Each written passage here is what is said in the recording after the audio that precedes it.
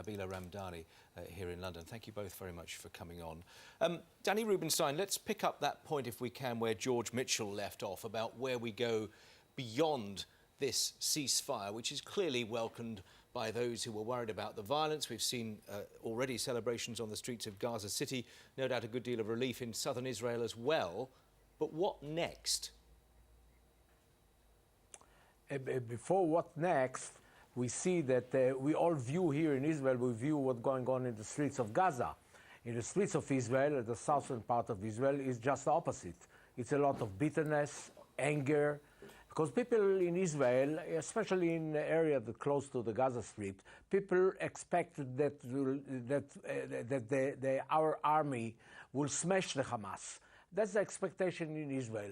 I'm not sure that it's real, it can happen, but that was the expectation in Israel, and it didn't happen. It didn't happen. We didn't smash the Hamas. The Hamas, on the contrary, from political point of view, for the Hamas is a triumph.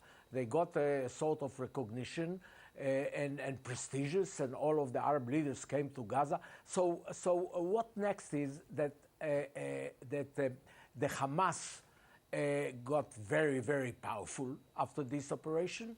And on the other side, vis-a-vis the Mahmoud Abbas and the Ramallah government, for the Ramallah government, they are the biggest losers here, because it's very clear here that Abu Mazen authority is very weak. Nobody knows what will happen. Today there was, this bombing of a bus in Tel Aviv. It came from the West Bank. It didn't come from Gaza. It's the first time, because Abu Mazen now is viewed by the Palestinians as somebody who tried to serve Israel, tried to open a political talks with Israel, but he failed. Who need Abu Mazen if he doesn't make any sort of agreement with Israel? If you need to struggle with Israel, if you need to cope with Israel, we have the Hamas. So Abu Mazen, I'm sorry to tell it, became irrelevant in this context, and that's for me, it's quite a bad news. Well, let me come back to that point, if I may. But Nabila Ramdani, I asked what next. From your point of view, again, obviously the ceasefire welcome, because it means that people will not be dying on either side of this border. But beyond that, what would be the priorities as far as you're concerned? Well, you're quite right to highlight the temporary end to a horrible cycle of violence, which will be welcomed by both sides. So far, 5 Israelis have died, and more particularly the Palestinians, or the Gazans in particular, will welcome this truce, as it claimed the lives of more than 150 people, including women, and more than 40 children. So it does reflect the imbalance in this perennial conflict. But it has to be noted that the terms of the ceasefire are quite ambiguous, because they provide a temporary ease of the siege on Gaza, but doesn't provide for a long-lasting solution. And many in Gaza would claim that the root causes of the cycle of violence has to do with the very conditions of living in Gaza. Gaza is still very much controlled by the Israeli government. It controls its territorial waters, the sea borders, the land to a certain extent, but also the natural resources, the airspace, power supply, telecommunications.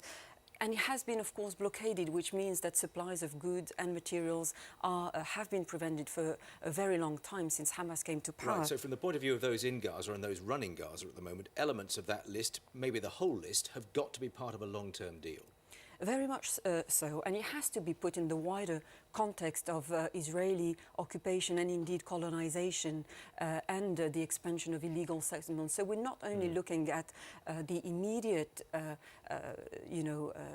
stoppage of the conflict, but a long-term. It has to address the long-term political issues. Let me put that back to you, Danny Rubenstein. Could you contemplate the Israeli government, particularly a government led by Benjamin Netanyahu, looking at that list and saying, OK, we're going to have to go with some of that if there's going to be a long-term deal here?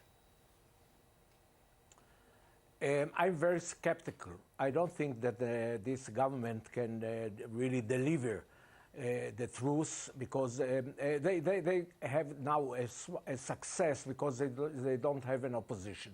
The opposition, the militant and the right-wing opposition in Israel is now in the government, so there is no opposition. They did this truce with the Hamas, they did this operation in order to stop the shelling, to stop the missiles, but I'm not sure that it will work. I'm not sure that it will work because tomorrow we'll hear about another militant group or small group in Gaza that will launch one missiles here or one mortar there, and it will happen. We saw it's going on for 12 years. It's the same scenario. It's the same talk, the same play all the time.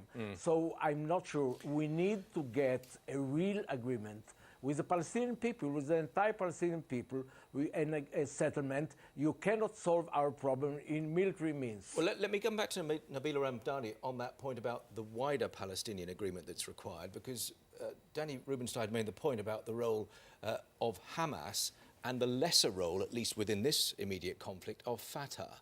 Now, how do you resolve that within the Palestinian picture?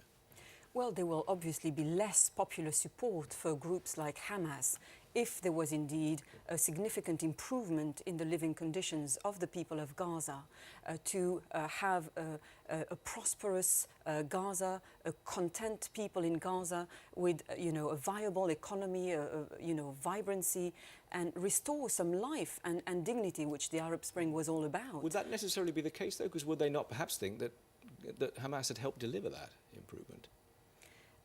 Well, to a certain extent, because as you can see, Gaza is still, always under the threat of a possible invasion by Israel. Netanyahu has very much, warned about a significant expansion, which could include a ground invasion of Gaza.